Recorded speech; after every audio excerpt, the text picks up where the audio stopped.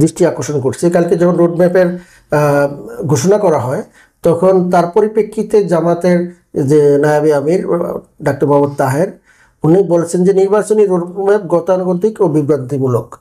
Even NCP এটাকে বলতেছে যে এটা নতুন করে ঘোষণা করা হোক। বিভিন্ন রাজনৈতিক দল ভিন্ন কথা বলতেছে, কিন্তু বিএনপি এটাকে স্বাগত জানিয়েছে।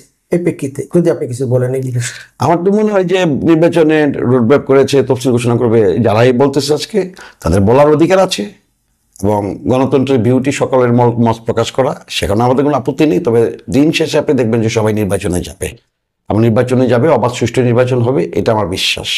সঠিক সময় নির্বাচনে যাবে, এই কারণে নির্বাচনে যাবে। আমি সেটা আপনাকে বলি, যারা দেড় যুগ ধরে ফেসিবাদ আন্দোলন করেছে, যারা গত বৈষম্য ছাত্র বৈষম্য বিরোধী আন্দোলনের যে রক্ত দিয়েছে, আমাদের হাজার হাজার নেতাকর্মী খুন হয়েছে, গুম হয়েছে, আহত হয়েছে, জেল খেটেছে, সকলে আমরা ঐক্যবদ্ধ আছি ফেসিবাদের বিরুদ্ধে। ফেসিবাদের বিরুদ্ধে যে রাজনৈতিক দলগুলো বিএনপি সহ ক্রিয়াশীল রাজনৈতিক দলগুলো ঐক্যবদ্ধ আছে, তারা চাইবে না কোনোভাবেই যে ফেসিবাদ আবার মাথা চারা দিক। তারা কখনো কোনোভাবেই চাইবে না যে এই অন্তর্বর্তীকালীন সরকার ব্যর্থ হোক। অন্তর্বর্তীকালীন সরকারকে আমরা ব্যর্থ করতে যেন না হয়, সে কারণে আমরা এই সরকারকে কিন্তু আমরা বারবার বিভিন্নভাবে সহযোগিতা করতে চেষ্টা করেছি। যদিও এই সরকারের অভিজ্ঞতা কম আছে দেশ পরিচালনা করার, আর ওনারা দেশ পরিচালনা করার জন্য আসেনও নাই। ওনারা একটা প্রেক্ষাপটে এসেছেন এবং ওনাদের মূল চ্যালেঞ্জ হচ্ছে নির্বাচন করা। এটি হচ্ছে এই অন্তর্বর্তীকালীন সরকারের সবচেয়ে বড় চ্যালেঞ্জ। সেই চ্যালেঞ্জ মোকাবেলা করতে যেন ব্যর্থ হয়, সে কারণে যারা চেষ্টা করবে ফেসিবাদে দোসররা, তাদের সাথে ক্রিয়াশীল রাজনৈতিক দলগুলো মিলবে, এটা আমি বিশ্বাস করি না।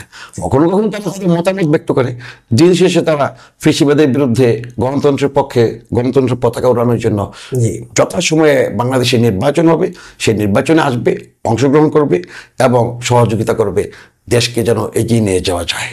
জনাব রফিক শিকদার, আপনি বর্তমান প্রেক্ষিতে সারা দেশে যে আপনি অত্যন্ত জনপ্রিয় নেতা বিএনপির, আপনি কি আপনার দলের যে নেতাকর্মীরা আছে তাদের উদ্দেশ্যে এবং দেশবাসীর উদ্দেশ্যে যদি কিছু বলতে চান বর্তমান সমসাময়িক রাজনীতির প্রেক্ষিতে?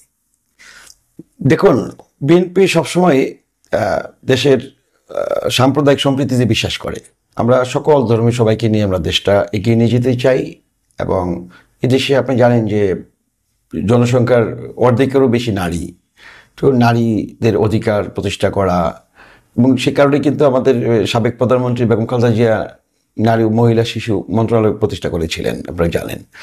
একইভাবে আমরা মুক্তিযুদ্ধের চেতনায় বাংলাদেশকে এগিয়ে নিয়ে যেতে চাই এবং আজকের যে প্রায় 3.5 কোটি তরুণ ভোটার যারা ভোট থেকে বঞ্চিত ছিল, তারা আগামী দিনে ভোট দিবে এবং প্রায় 13 কোটি ভোটার নতুন করে আসলো, তারা সুন্দরভাবে ভোট দিবে। ভোটের মধ্য দিয়ে জবাবদিহিতা তৈরি হবে, গণতন্ত্র প্রতিষ্ঠা হবে, এটি রাষ্ট্রতন্ত্র তৈরি হবে এবং রাষ্ট্রের মালিক জনগণ হবে এবং জনগণের যে সকল আশা আকাঙ্ক্ষা আছে সেগুলো আমরা পূরণ করব এবং সবাই মিলে আমাদের রাজনৈতিক এক একজনের এক একটা মতাদর্শ থাকবে, কিন্তু সকল আদর্শ মিলিয়ে আমরা দেশটাকে সবার আগে এনে আমরা এগিয়ে যাব শান্তি এবং সম্প্রীতির পক্ষে। একটা সমৃদ্ধ বাংলাদেশ প্রতিষ্ঠা করব, যে সমৃদ্ধ বাংলাদেশে আমরা ভবিষ্যতে যদি নাও থাকি, আমাদের নতুন এবং অনাগত যারা আছে তারা যেন বলে যেতে পারে যে একটা বাসযোগ্য একটা আধুনিক বাংলাদেশ আমরা বিনির্মাণে কাজ করে গেছি এবং সক্ষম হয়েছি বাস্তবায়ন করতে। সুতরাং আজকের এই দিনে আমি বলবো যে বিএনপির 25টা বার্ষিকী 1 সেপ্টেম্বর, এই 25টা বার্ষিকীতে আমাদের শপথ হোক, আমাদের প্রত্যয় হোক, আমাদের প্রতিশ্রুতি হোক, একটি সুন্দর গুমখুন মুক্ত নিরাপদ আবাসভূমি বাংলাদেশ আমরা প্রতিষ্ঠা করব। এটি হোক আমাদের সকলের প্রত্যাশা। ধন্যবাদ জনাব রফিক শিকদার। বেরি জনমতের দর্শকদের পক্ষ থেকে আপনাকে ধন্যবাদ জানাচ্ছি, তাদেরকে আপনার মূল্যবান সময় দেওয়ার জন্য ধন্যবাদ। আবারও ধন্যবাদ, আপনাকে ধন্যবাদ।